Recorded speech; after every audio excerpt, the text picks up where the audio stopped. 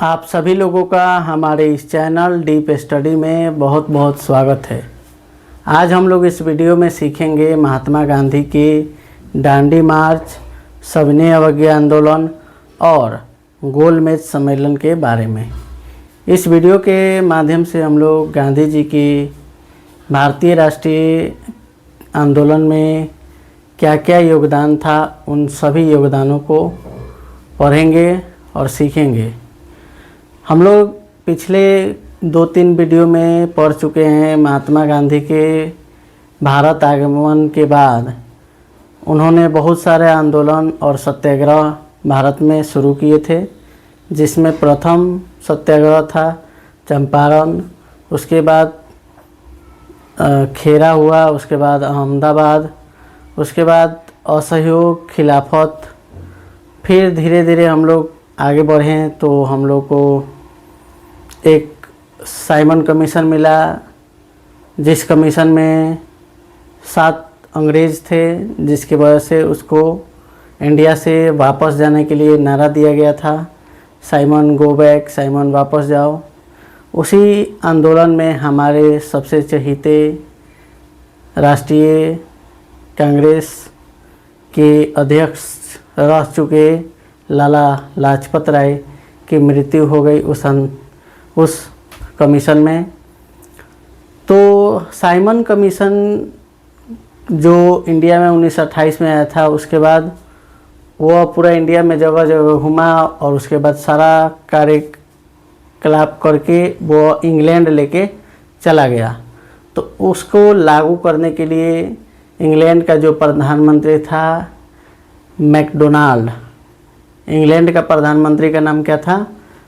McDonald.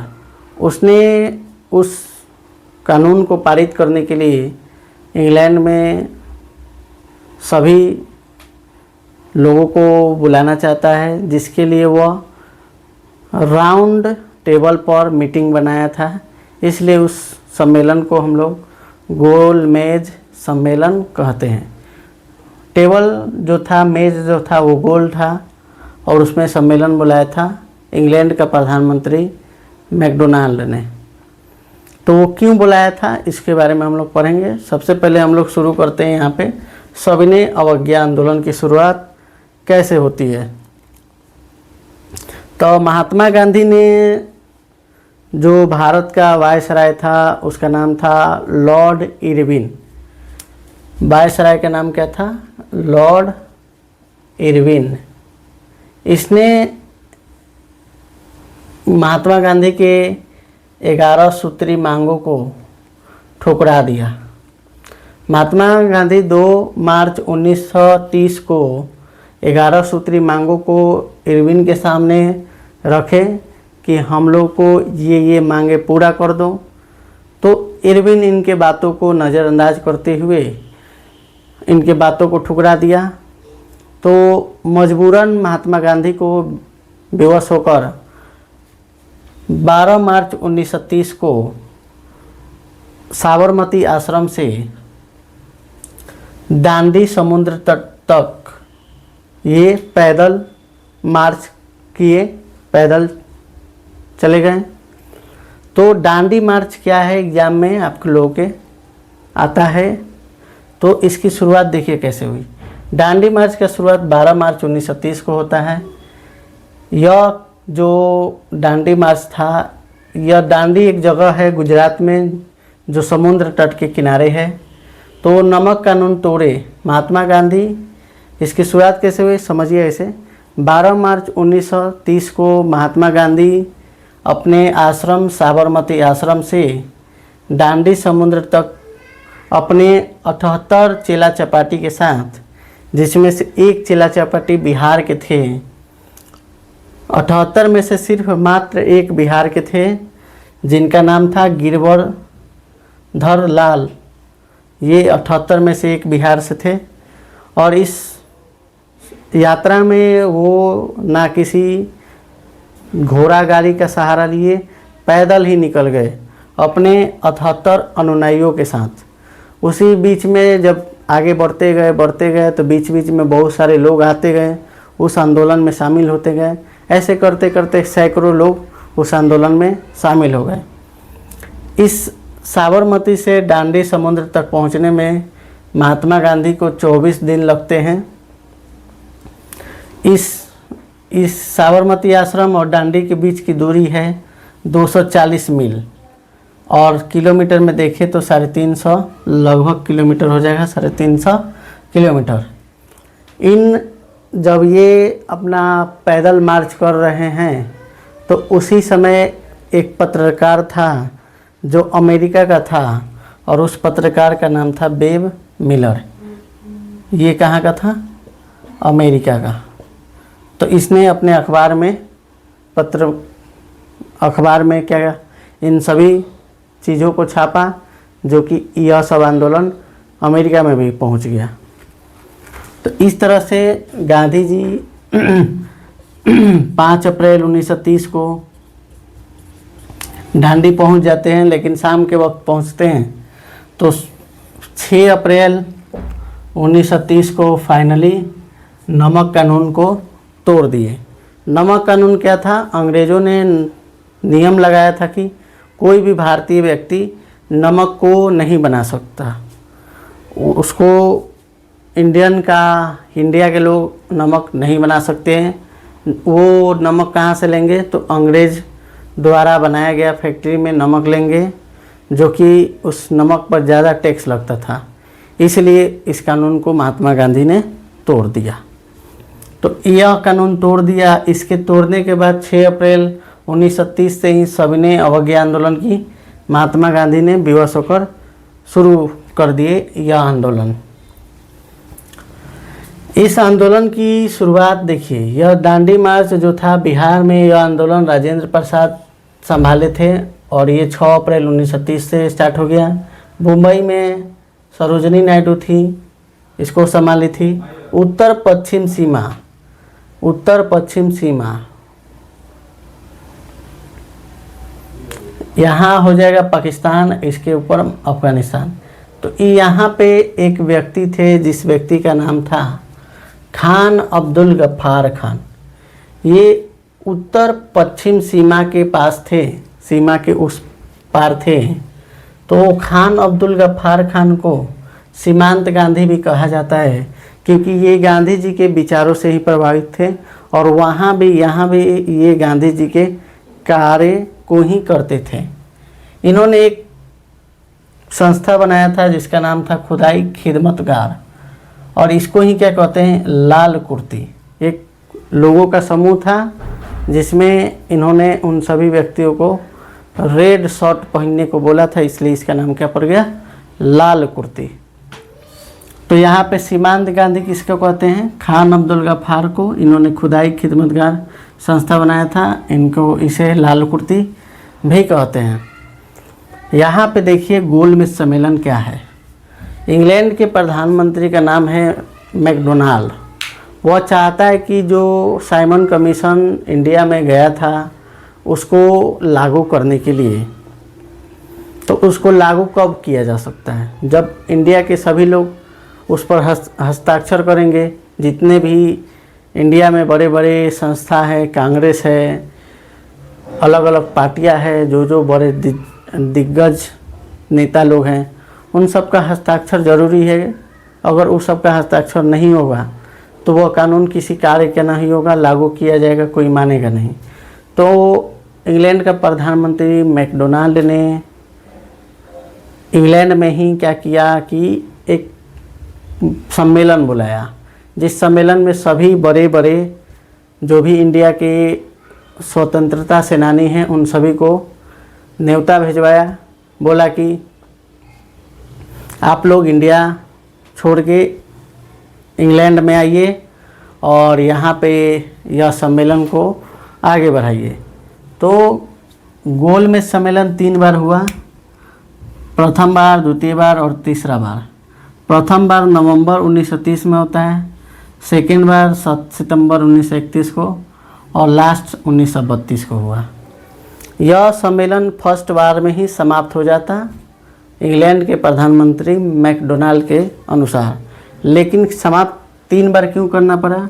क्योंकि प्रथम meeting जब मैकडोनाल्ड बुलाया था तो वो सभी नेता लोगों को इनविटेशन भेजा था, कार्ड भेजा था कि आप लोग आइए, लेकिन इस सम्मेलन में कौन नहीं गए थे? गांधी जी इस सम्मेलन में गए ही नहीं थे। समझिए ये रामलीला हो रहा है, और रामलीला में अगर राम जी ही नहीं रहे तो किस काम का रामलीला? तो रामलीला में राम जी यानी गांधी जी नहीं गए, जिसके वजह से यह प्रथम सम्मेलन खत्म हो गया, विफल हो गया, फेल हो गया। तो प्रधानमंत्री मैकडोनाल्ड बोला कि आखिर गांधी जी क्यों नहीं आए? तो उनको पता चला कि गांधी जी तो जेल में हैं, और उसको जेल में बंद कराया है इरविन, क्योंकि यह इधर आंदोलन किए थे, नमक कानून तोड़े थे। तो इस नमक कानून तोड़ने के बाद वो जेल में चले गए, पूना के यरवदा जेल में चले गए। तो उस जेल में जब चले गए तो वहाँ पे इनविटेशन भेजा गया इसके द्वारा कि जाओ उसको छुड़ाओ और बोलो कि वो दूसरा गोलमेज सम्मेलन में शामिल हो गए।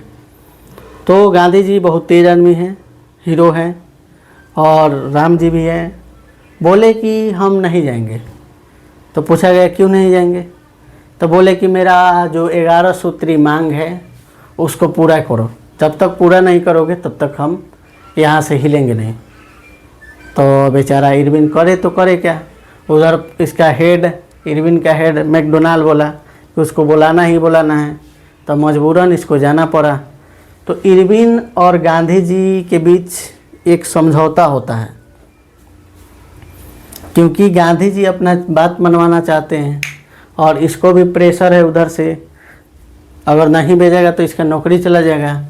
तो क्या होता है समझिए आगे।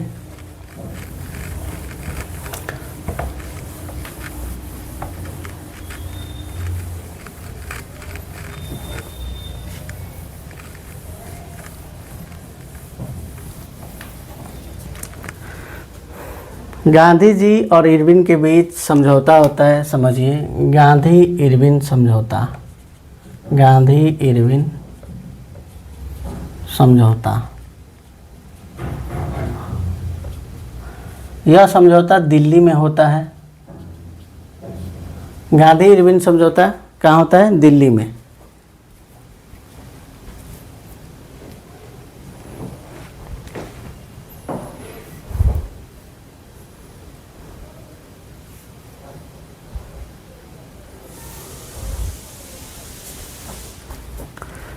यह समझौता होता है दिल्ली में 5 मार्च 1931 को,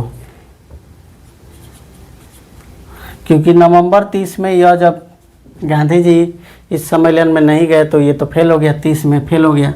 30 के बाद 31 में दूसरा का मीटिंग बुलाना था, तो उससे पहले ही इनको समझाया जाएगा। तो गांधी और इरविन के बीच एक समझौता होता है दिल्ली में, इसलिए इसे दिल्ली समझौता या दिल्ली पैक्ट के नाम से भी जाना जाता है। तो इसमें क्या होता है कि गांधी जी अपना 11 सूत्री मांगों को रखते हैं। गांधी जी जो जो बोल रहे हैं वो सभी बातें इरविन मांग रहा है, पूरा मांग बोला है कि जो बोलिएगा सो। तो गांधी जी बोलते गए मुझे ये चाहिए, वो चाहिए, मुझे इन लोगों को छोड़ो, जेल से रिहा करो। तो इसी बीच में एक और बीच में पॉइंट आता है कि गांधी जी और भगत सिंह के बीच जो बात चलता है, यदि इतिहासकार बहुत सारे ऐसे हैं जिनका मानना है कि यदि गांधी जी चाहते तो भगत सिंह को फांसी की सज़ा ना होकर उम्र कैद की सज़ा हो सकती थी। तो ऐसा क्यों बोला सब इतिहासकार? क्योंकि गांधी जी जो जो बात बोल रहे थे वो सभी बातों को इरविन एक्सेप्ट कर ले रहा था, बोला कि ठीक है हम बात मान ले रहे हैं। तो उसी बात को मनाने के लिए अगर जिद पर उतर जाते गांधी जी तो भगत सिंह को फांसी नहीं होता। लेकिन कुछ गांधी जी के सपोर्टर बोलते हैं कि गांधी जी तो अपने दुश्मनों को भी दोस्त मानते हैं, आखिर वो तो भारतीय ही थे, भगत सिंह भारतीय ही थे, इनको क्यों फांसी पर लटकाना चाहेंगे। गांधी जी के जो सपोर्टर हैं वो बोलते हैं कि हम बात रखे थे उसके सामने कि भगत सिंह को भी आज़ादी दे दिया जाए, उसको जेल से रिहा कर दिया जाए, उसको फांसी की सज़ा ना दे के उसको कुछ उम्र कैद की सज़ा दे दिया जाए। लेकिन गांधी जी से सारा बात मनवा लिया, गांधी जी ने इरविन से सब बात मनवा लिया, लेकिन इरविन ने बस एक ही बात बोला कि आप राजनीतिक अपराधियों को बोलिए कि जो राजनीति से रिलेटेड हैं उनको मैं आज़ाद कर दूंगा। जो आपराधिक मामले में हैं, जैसे भगत सिंह केस हत्या के आरोप में अंदर गए थे जेल में, तो इन सब लोगों को आप कृपया करके बाहर ना निकलवाएं। ऐसा बात इरविन ने गांधी जी से कहा था। तो गांधी जी बोले कि ठीक है, नहीं तो वो तो जाएगा ही, ये सब भी चला जाएगा। तो गांधी जी अगर चाहते जीत पर आते तो ये बचा सकते थे, ऐसा इतिहासकारों का मानना है। तो इनके बीच 5 मार्च 1931 को फैसला होता है कि गांधी जी आप प्लीज़ इंडिया छोड़ के इंग्लैंड जाइए। तो ये रेडी हो गए, बोले कि ठीक है हम इंग्लैंड जा रहे हैं। तो इंग्लैंड ये जा रहे हैं एसएस राजपुताना जहाज़ से। जहाज़ पानी वाला जहाज़ था उस समय, ये वाला जहाज़ नहीं था, हवाई जहाज़। तो एसएस राजपुताना जहाज़ से ये कहाँ गए? इंग्लैंड।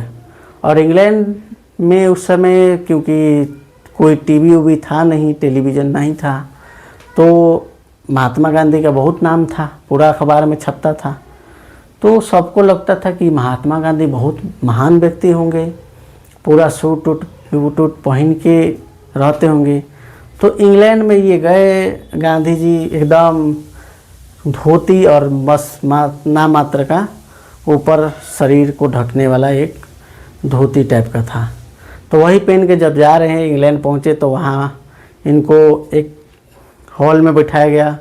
और उसी हॉल में जब वहाँ के और भी अंग्रेज गए तो उसी में चर्चिल नामक एक व्यक्ति था। वो बोला कि अरे ये देखो अर्धनग्न फ़कीर है, अर्धनग्न फ़कीर, ये तो नेकेड फ़कीर है, नेकेड बेगर है। अर्धनग्न फ़कीर किसको कहा गया? तो महात्मा गांधी को चर्चिल ने कहा, क्योंकि उनके शरीर पर पूरा कपड़ा नहीं था, धोती वोती पहनते थे। तो ये सब हो गया। तो गांधी जी और भारत के जितने भी बड़े नेता जैसे भीमराव अम्बेडकर और तेज बहादुर सप्रू और लोग भी गए थे, मोहम्मद जिन्ना भी गया था। तो इन सभी लोगों ने गोल में सम्मेलन में बैठा और सब लोग अपना अपना डिमांड रख रहे हैं। मुस्लिम लोगों ने बोला कि मुझे अपना पृथक निर्वाचन क्षेत्र चाहिए। उसी में सिख लोग भी बोला कि मुझे भी अपना पृथक निर्वाचन क्षेत्र चाहिए।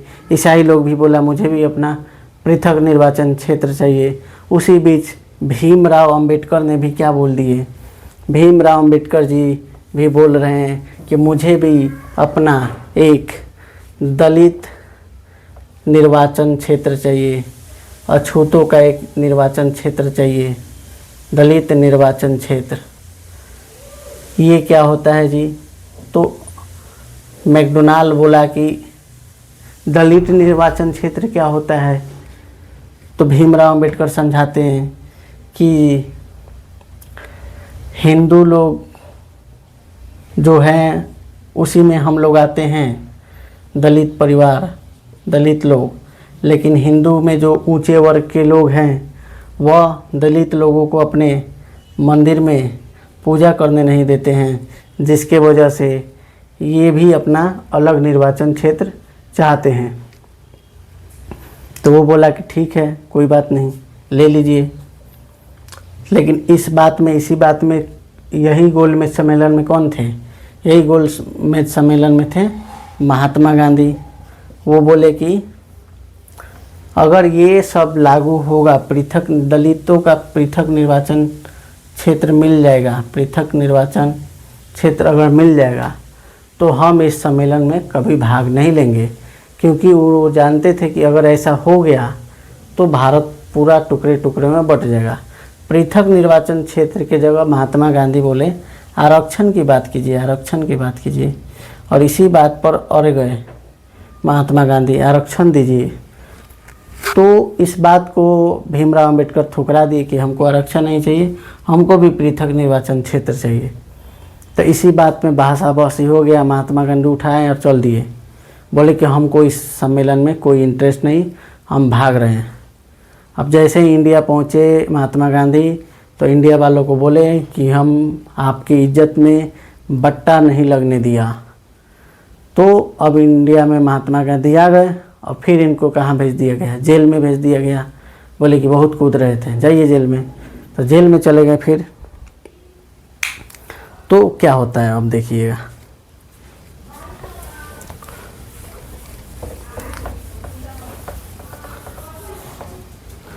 महात्मा गांधी जैसे ही जेल में जाते हैं, उसके बाद उसी जेल में आमरण अनशन पर बैठ जाते हैं। आमरण भूख हड़ताल पर बैठ जाते हैं। बोलते हैं कि जब तक ये जो पृथक निर्वाचन क्षेत्र हटता नहीं है तब तक मैं अपना भूख हड़ताल नहीं बंद करूँगा। तो गांधी जी खिसियाए हैं किससे? भीमराव अंबेडकर से। भीमराव अंबेडकर जी से क्यों खिसियाए हैं? क्योंकि ये चाहते हैं कि पृथक दलितों के लिए भी अलग चाहिए। तो गांधी जी बोले कि गांधी जी उधर पूना के जेल में अपना भूख हड़ताल कर रहे हैं, इधर भीमराव बोले कि हम अपना काम करेंगे। तो इन दोनों के बीच में समझौता कराया गया पूना के जेल में ही, जिसको पूना पैक्ट या पूना समझौता के नाम से जाना जाता है। पूना पैक्ट क्या है जी? तो पूना पैक्ट में क्या होता है कि महात्मा गांधी जी और भीमराव अंबेडकर आपस में मीटिंग करते हैं, और इस मीटिंग में बात करते हैं कि भीमराव अंबेडकर और गांधी जी के बीच पूना में मीटिंग होता है। और वो मीटिंग कितना तारीख को होता है?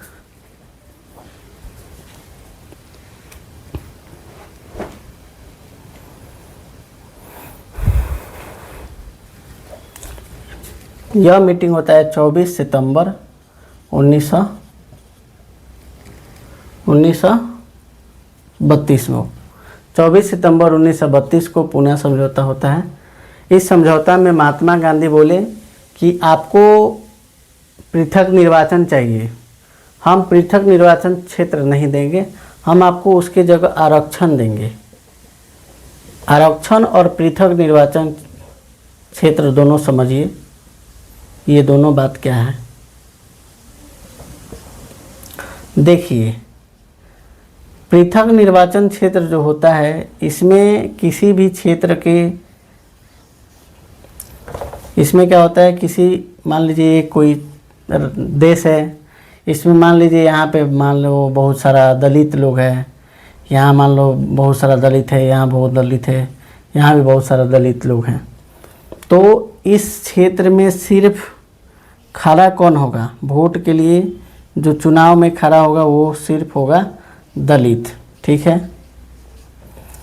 लेकिन पृथक निर्वाचन क्षेत्र में वोट भी देना होता है, उसको दलित ही लोग देंगे। सिर्फ वोट कौन देंगे? दलित लोग। इस क्षेत्र में सिर्फ दलित लोग तो नहीं रहेंगे, इनके अलावे बहुत सारे लोग भी रहेंगे। तो ये पृथक निर्वाचन क्षेत्र बोलता है पहला तो दलित लोग खड़ा होगा, और सेकंड जो वोट देगा वो दलित लोग ही देंगे, जो कि गलत बात है। और आरक्षण कहता है कि किसी भी क्षेत्र का, मान लो आरक्षण मतलब कि यहाँ पे खड़ा होगा तो दलित का ही परिवार खड़ा होगा, लेकिन जो वोट देने का अधिकार है वो सभी धर्मों के लोगों को देने का अधिकार है। तो ये था महात्मा गांधी का आरक्षण।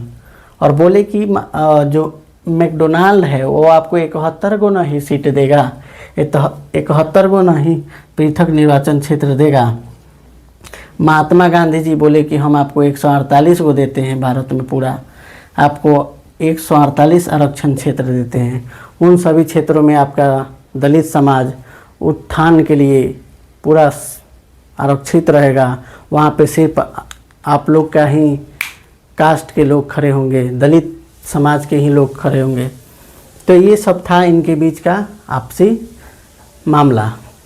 तो आप लोग से उम्मीद करते हैं बहुत अच्छा से चीज़ों को समझे होंगे। थोड़ा हम धीरे धीरे बोले इस वीडियो में, आप लोग शांति से शालीनता के साथ वीडियो को देखिए और सीखिए। ज़्यादा शायरी फायरी, शोर गुलाबा, शोर शराबा ये सब के फेरा में नहीं रहिए। मेन कंटेंट पर फोकस रखिए और अपना पढ़ाई पर ध्यान दीजिए। जय हिंद।